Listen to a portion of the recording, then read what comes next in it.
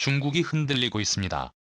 이제까지 겉으로는 드러나지 않았던 권력 다툼이 수면 위로 부상하며 본격적인 갈등으로 드러난 것인데요.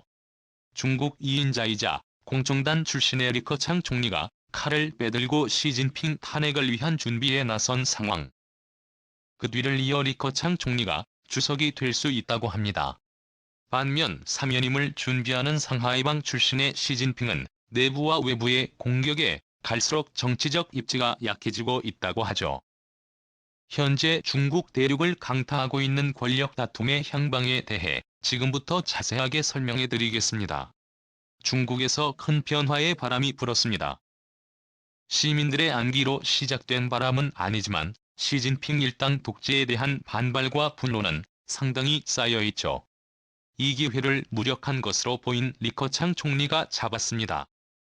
월스트리트 저널은 최근 중국에서 불고 있는 리커창 신드롬에 대해 주목했습니다. 3년임을 앞두고 어떠한 권력 누수 현상을 일으키지 않으려는 시진핑의 바람과는 달리 리커창에게 사람이 모이고 있다는 보도였죠. 중국 정부 관계자들의 발언을 인용한 월스트리트 저널은 리커창이 가라앉고 있는 중국 정부의 경제 정책을 구제하기 위해 중국 내 압력을 가하며 시진핑이 저지른 잘못을 복구하는 데 전력을 다하고 있다고 밝혔죠.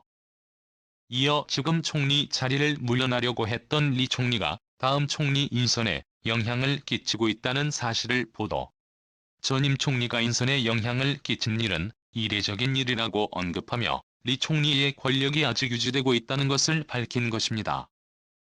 시진핑의 강력한 정책 드라이브로 인해 힘이 없는 것으로 평가받은 리커창 총리가 시진핑의 강력한 맞수로 급부상한 것이죠.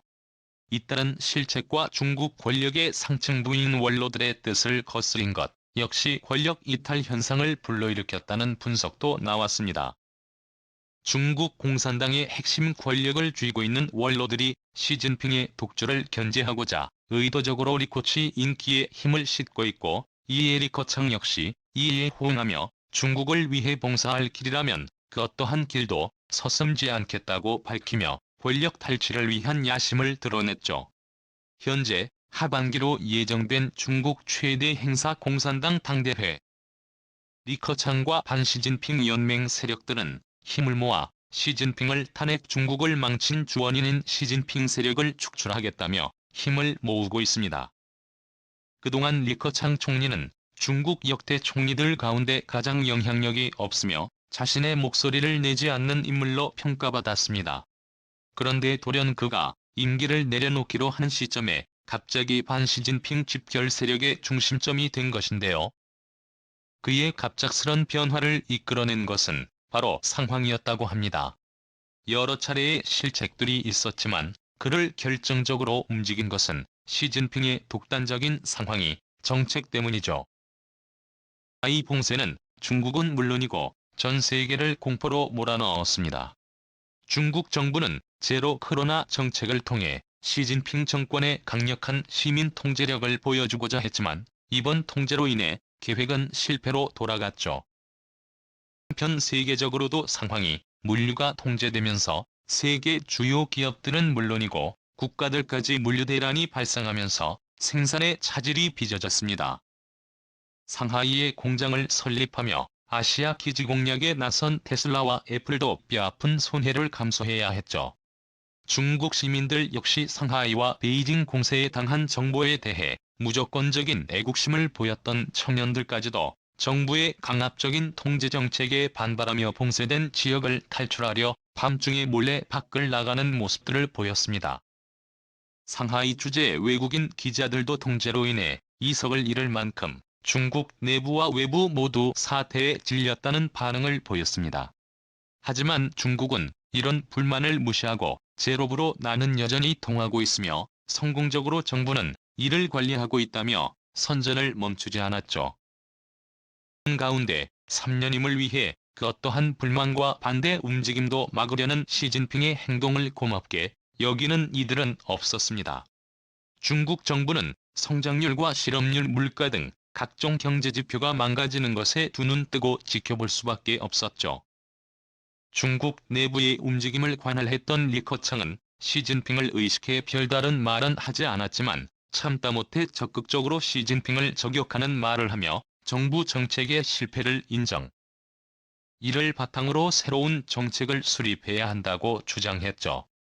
리 총리는 고용안정업무회의를 주재하고 고용안정을 위해 각 부처는 고용안정정책을 강화해야 한다고 주문 창업 지원 및 실업자 생활을 보장하기 위해 중국 정부가 앞장서야 한다고 나섰습니다.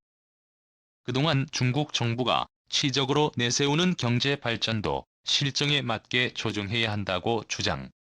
이제까지 시진핑이 주장한 내용은 현실성이 없는 주장이라고 대놓고 반발하며 중국의 최고 존엄과 대립각을 세우는 모습을 보였습니다.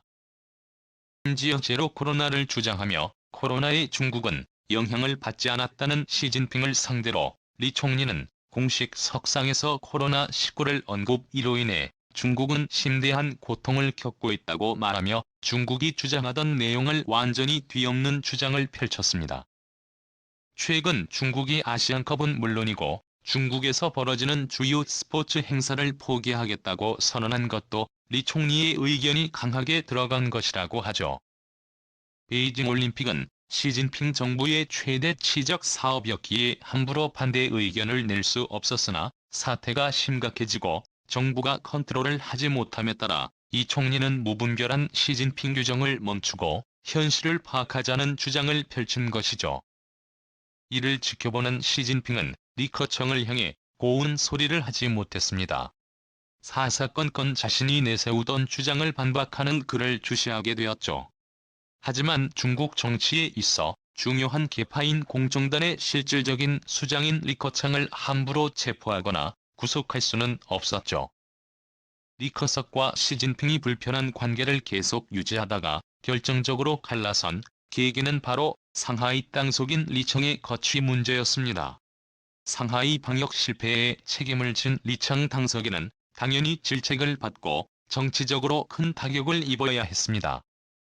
하지만 시진핑 주석의 저장 신진 일파인 그를 경질하는 것은 시진핑 주석에게 정치적으로 큰 타격이 되는 상황.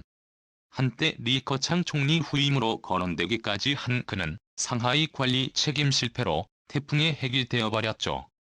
리커창 총리는 이 기회를 잡고 리청수기를 경질하자고 주장했습니다. 실패의 책임을 누군가는 져야 하고 시진핑은 이에 대해 응답하지 않았죠. 자칫 잘못하면 시진핑 주석의 책임론까지 번질 수 있고 상하이방 계파의 정치적 위치까지 흔들릴 수 있었기에 오히려 시진핑은 리커창을 압박하며 자리에서 물러날 것을 종용했다고 하죠. 표면적으로는 리커창과 시진핑은 화합을 부르짖으며 하나의 공산당을 주장해왔지만 이미 갈등은 최고조에 다다른 상황.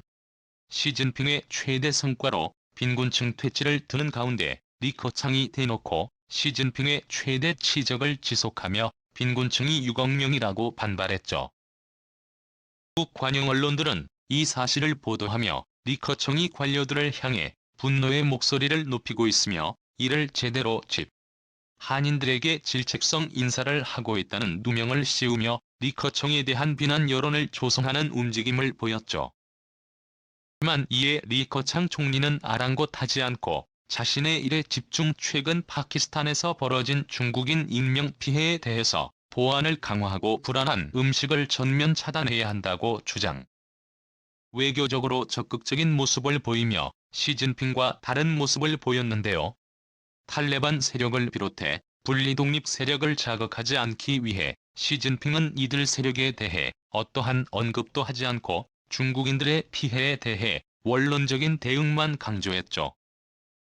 중국의 책임있는 자세를 강조한 리커창에 대해 외부에서도 칭찬의 목소리가 나왔죠. 시진핑도 자신의 사면임을 유지하기 위해 카드를 꺼냈습니다. 인프라 건설을 들면서 침체된 경기를 부양하기 위해 대규모 비용 지출을 선언한 것이죠. 그러나 세계가 전쟁과 자연 경쟁으로 인해 경색되었고 이미 코로나로 인해 지나치게 풀린 인플레이션을 잡기 위해 미국을 비롯한 각국에서 금리를 인상하는 입장. 중국이 만일 지금보다도 더 많은 위안화를 시장에 불 경우 위안화 가치가 하락해 자칫 잘못하면 물가는 계속 상승하는 베네수엘라와 같은 결과를 맞이할 수 있습니다. 장은 시진핑의 정책에 대해 이미 써먹은 정책이라고 말하며 빅테크 규제 완화와 민생 살피기에 나서며 상하이 주변의 시차를 나가 중국인들의 마음을 어루만지고 있습니다. 시민들의 신망을 받으며 정치적 반격을 준비하는 리커창, 그리고 자신의 권력을 유지하기 위해 무리수를 던지는 시진핑. 하반기에 개최될 공산당 당대회에서 과연 시진핑은 3년임에 성공시킬 수 있을까요? 수많은 이들을 괴롭혔던 중국이 내부적으로 무너지길 기대하며 한국이 분열하여 중국을 일부 병합해 동아시아에서 강력한 선진국으로 자리잡기를 기원해 보겠습니다. 시청해주셔서 감사합니다.